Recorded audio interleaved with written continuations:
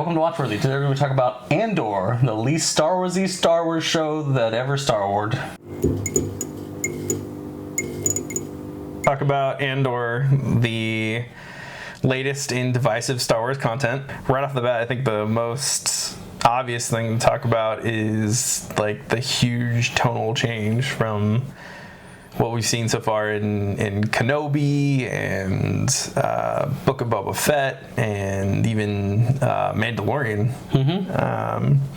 This is obviously way slow burn comparative to the other shows.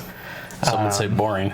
And some would say boring. I was already pretty sure you were going to hate it because this is going to be a Star Wars show based in like the gritty underworld stuff. You're the magic, space wizards, lightsabers, the force kind of guy. I'm the like bounty hunters, smugglers, shady grifters kind of person. Yeah, the militaries of Star Wars. The past few premieres we've been watching, especially for Rings of Power and this one as well, it definitely seems like at the end of the episodes we're watching just the setup. Like this is what was a 3-episode premiere. Rings of Power was 2, right? Yes. All of them kind of felt like, all right, well, this has mainly been a setup kind of thing, not so much a whole lot to get the ball rolling, more just setting the stage, introducing a few characters, and kind of going from there. And this show, like I said, was no exception to that rule, it seems. But yeah, a large part of whether you're gonna like this or not, I think has a lot to do, less to do with whether you're interested in the characters, or more if you're able to watch with this pace.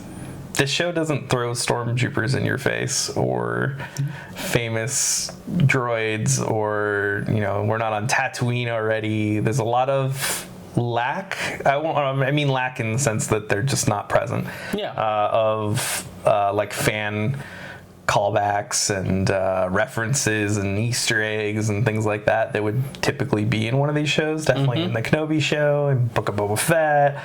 Even Mandalorian has significant callbacks to other things. That's not really in this show. And for me, it almost... I'll say it like Rings of Power. I keep bringing up Rings of Power, but Rings of Power kind of feels like generic fantasy a lot of the time, and it's a detriment for me because I'm really waiting for more of like the Lord of the Rings kind of flavor to show. Sure. This kind of felt like generic sci-fi to me, but in a good way, in the sense that it wasn't like filled with all those Easter eggs and references and things like that. We actually just got a straight story. We followed a few characters. We got to see what his gritty like beginnings were like, and now we're off to the races, presumably with the end of that episode. Yeah, I agree, and I think it is it being devoid of really any Star Wars feel.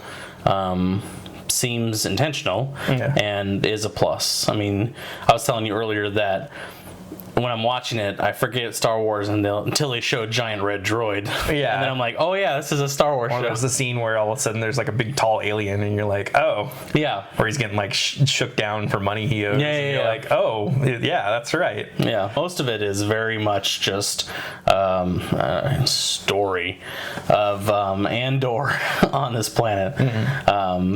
Yeah. And I like that. I don't need to be hit in the face with Star Wars stuff over and over again. I get it. It's Star Wars. Yeah. I can remember that it's a Star Wars show. But yeah, it's pretty slow. The end of the 3rd episode was okay. I like Skarsgård. I think he's a good actor. I'm looking forward to his character. Yeah, his character seems really interesting. It seems like they're setting him up as like the mentor. Kind of, he's gonna I think he's here to pretty much weaponize Cassian. Yes. It's something that's already there, right? That's what he sees. Yeah, he sees that Cassian can pull the trigger when he needs to, so he's gonna really push it in that direction, I think. And it seems like he has a very similar viewpoint. Right. I mean, he's just attaching explosives to doors on the way in, and he's very, very tactically minded. Yeah, and I like his character. I don't mind Andor. I like Andor a lot. I kind of want to see him already kind of... I don't need a slow transition for him to become the badass we see him in Rogue One. Just Just get there.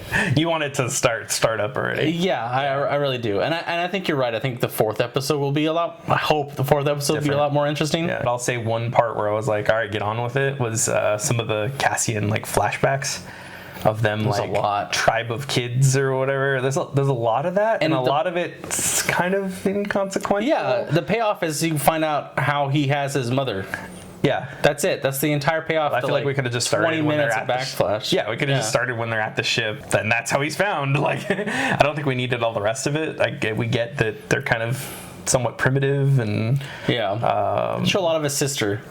I guess. So I think that's the story continuation for the sister is that they show her a lot in the flashbacks. Right, yeah. And I think these are partly dreams, right? Because I think you get some of the flashbacks when he's sleeping. Yeah.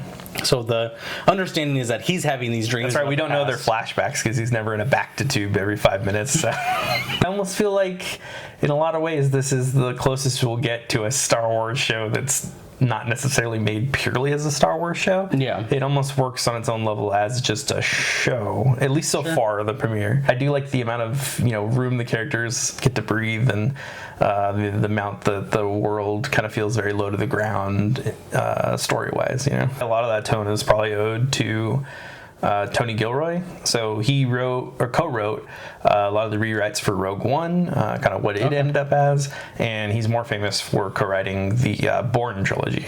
So I think that makes a lot of sense for tapping into more of that vibe, and it was kind of what I was looking for, like the spy thriller, which is another reason why I thought that you probably wouldn't be interested in this. I hope that we get some more of the thriller part of a spy thriller, but I don't care about any of the other characters around him. Mm-hmm.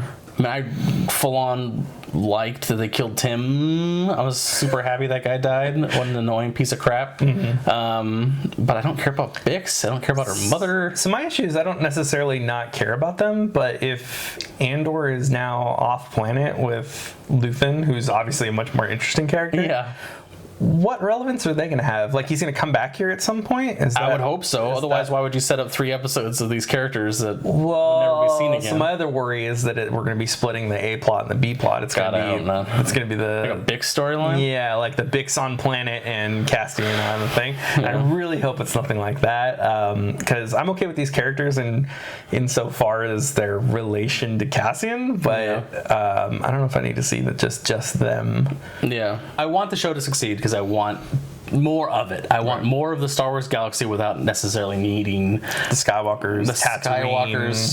Thank God I didn't see fucking Tatooine in this. As someone who loves Boba Fett, he didn't need a show. Just a side character was fine. Not that show. I don't think he needed any show, honestly. Yeah, we've already given him the show.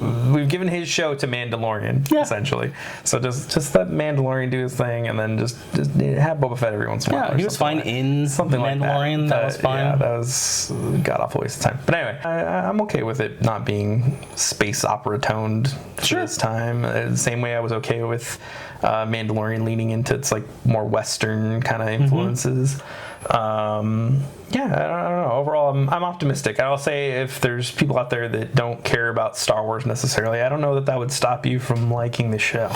No, I don't think you need to be a Star Wars fan. I don't think you need to be a sci-fi fan. Mm-hmm. It really is setting itself up to be a spy thriller. Yeah, cautiously optimistic is a good way to put it.